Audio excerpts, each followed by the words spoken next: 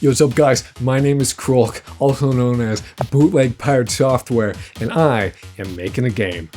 Now Devious Fig Tree and Ava Zephon are probably the two most notorious solo game devs on the internet, known for their colorful personalities. Eat my entire ass.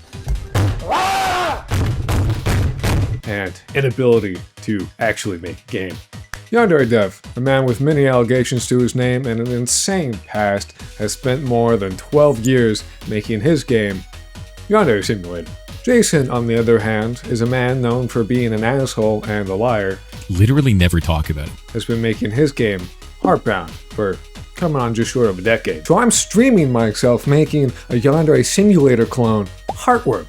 Now believe it or not, Jason and Alex actually make for a really good guide on exactly what not to do. So, you know, things like don't huff your own farts, listen to feedback, don't put weird sexual shit in games involving minors. Things you would think is you wouldn't need to tell anybody, but here we are. So I am not master hacker, master of all hackers, but I am streaming myself actually making my game, good times and insanely frustrating times included, something that Jason is apparently fucking allergic to. My art style is simple because I'm not very good at art. So we have minimal polygons, minimal animations, we use one texture for everything, which leads to my game looking like this. The first thing that you'll notice is that it doesn't look fucking horrendous, and that there is a cohesive art direction. Everything looks like it's from, you know, the same universe. You know, it may be an art direction formed from limitation, but an art direction is an art direction. It's something I can make myself, so along with the game development, I'm also streaming myself making and texturing the models, which is something that is really good to be able to do, so I don't end up having a 10 billion polygon fucking toothbrush. So I mean it when I say that I'm streaming myself making a game. The entire process from start to finish. From design to code to modeling and texturing, the whole process. The only thing I'm not doing is sound design. I don't know anything about sound design or music theory, so it's just not something I'm capable of doing. There's also a website, which isn't strictly a site for the game, but more so a site for my entire YouTube channel. So any other games I make will also be here, including pages for the changelog, downloads, and right now there's also a page dedicated to the characters in HEARTWORM, which leads me to my next point. What is that? What the fuck is that? So my game, being a Yandere Sim clone, takes place in a school, but I like horror, so I thought it would be really fun if I took all the folklore of different monsters and creatures from all over the world and put those as the students and teachers in the game. So every NPC is a monster from folklore and sometimes fiction. And also Jason is there. Currently there are 60 total monsters, with 20 of them currently being implemented into the game, but I'm still looking to add more. A student body of 60 students is not much of a student body at all. So we need a lot more students. So if you have any suggestions, please leave a comment or tell me on my Discord. But let's talk about my game for a little bit.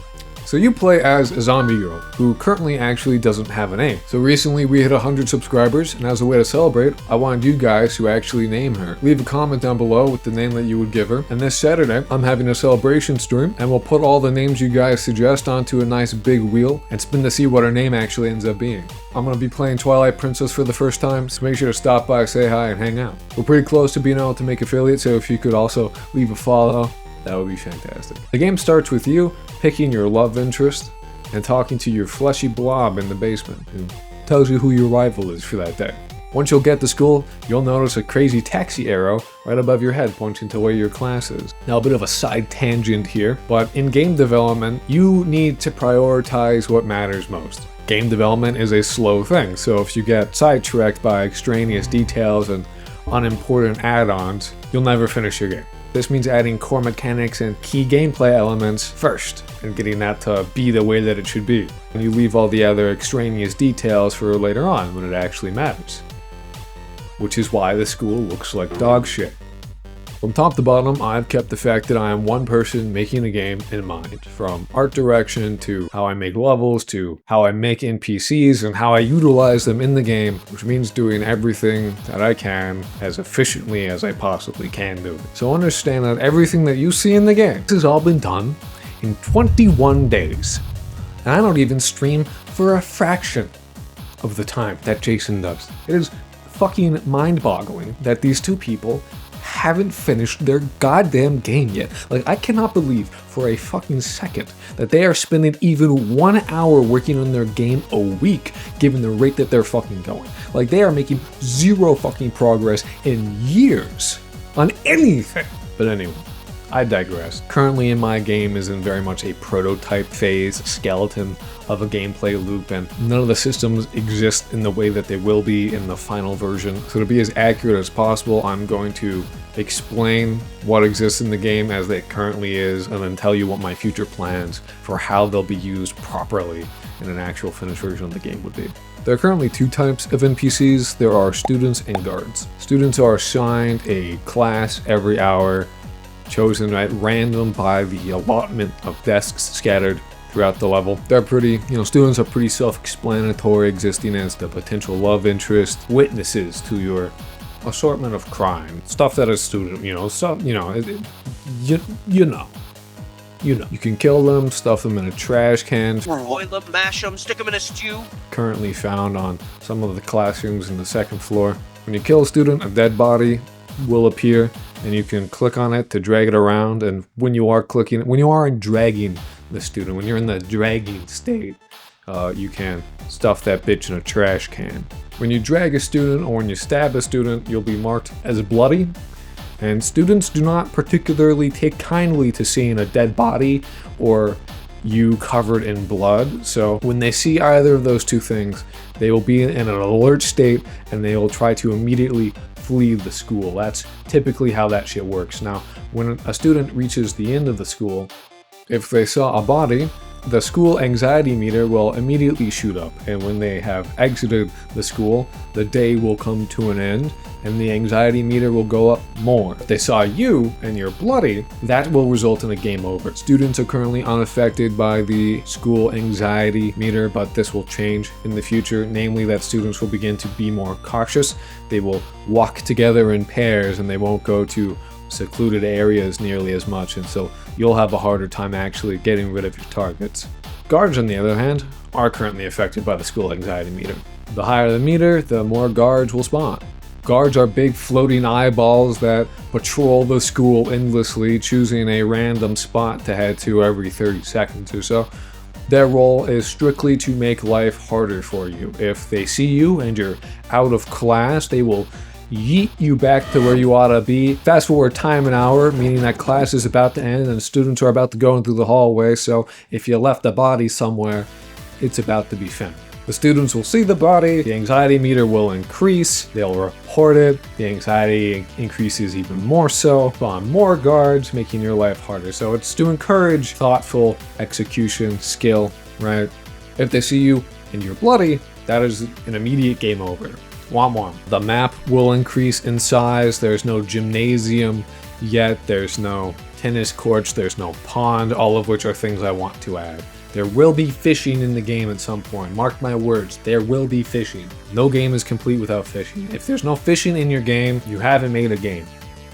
All games need fishing. Rivals are also an important part of the game. They are a subset of the students, and the way they exist right now is absolutely not going to be the way that they exist in the future. Currently, every time you spawn in the basement, a rival is selected at random from the currently alive students. You have to kill them by the end of that day or you would get game over.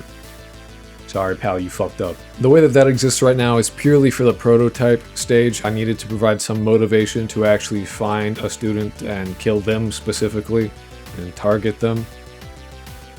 Otherwise, there literally is just not a gameplay loop. It's a haha. So that exists for right now and right now only. The UI is really simple. If you hit escape, you can go quit and menu. One quits the game, one brings you to the menu screen. In the top left, you'll see a rotating icon of the current rival, so you know who to look for, and their status as either alive or dead. When you load into the level, you will have the crazy ass taxi arrow, which you could toggle on and off by pressing E.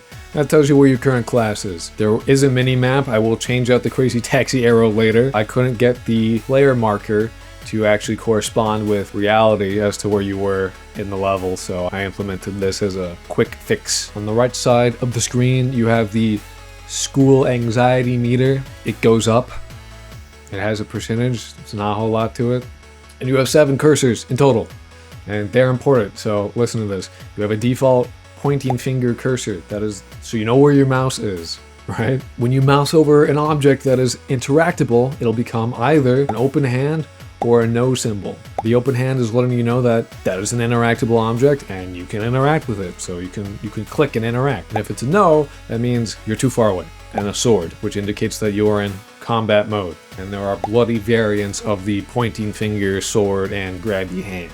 That way you know when you are bloodied. That's communicated to you, the player. For controls, movement is WASD to move around. You right click and drag to actually rotate the camera. Interaction is as simple as mousing over an object and left clicking. And the spacebar is how you toggle combat mode, spawning in the big, silly, funny knife that you can use to stab people with. To attack in combat mode, you just left click and you will stab in whatever direction the knife happens to be pointing. So the camera shoots out a ray cast, and whatever object it hits, it'll use those coordinates to direct the knife. So you don't have to figure out where you have to position the mouse, in order to attack an NPC. Just mouse over the NPC and it'll be in the right direction and you can stab away.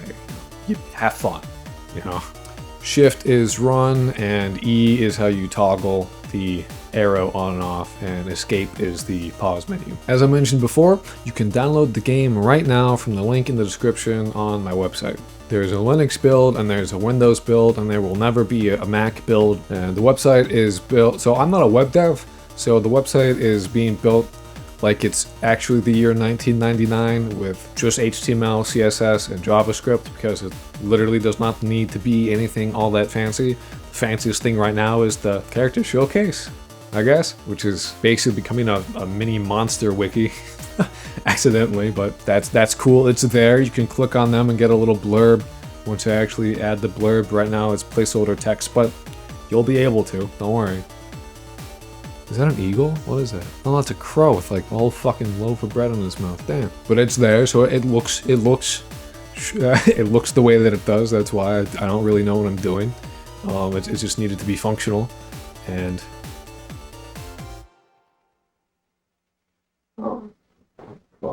my camera just ran out for the second time of memory, so VHS camera it is. Those are basically at the end. There's only a little bit left, so let me make sure get myself positioned correctly. Get yourself a VHS camera. She's dope. Okay. So I'd really like feedback about my game as it currently is, because we're still in like prototyping and things are really early on. Things are easy to change. The best way to do that is on my Discord. There is a channel dedicated to feedback. I will read it. I will respond. We already got some feedback about things, which has led me to my next priority, being a settings menu. If you do play my game and you have thoughts, it doesn't really matter if you think it's harsh or you think that things will change, whatever. Like any and all feedback is good. I can't express that more. Any and all feedback is good. On the Discord, I also post work in progress updates, pictures of things that I'm doing. If you want to support me, I have a Patreon and a Ko-fi. For $1, you'll get a Discord role and access to the rolling releases of the game. These are much smaller, granular updates, kind of what after like every stream, every couple days to a week, I'll upload another one. So it's a bit of a playable history of the game. You can see things progress and how they started off versus where they actually end up being. So that's interesting. You get access to everything that I've uploaded for $1. With all that being said, be kind, stay safe, and I'll see you next time.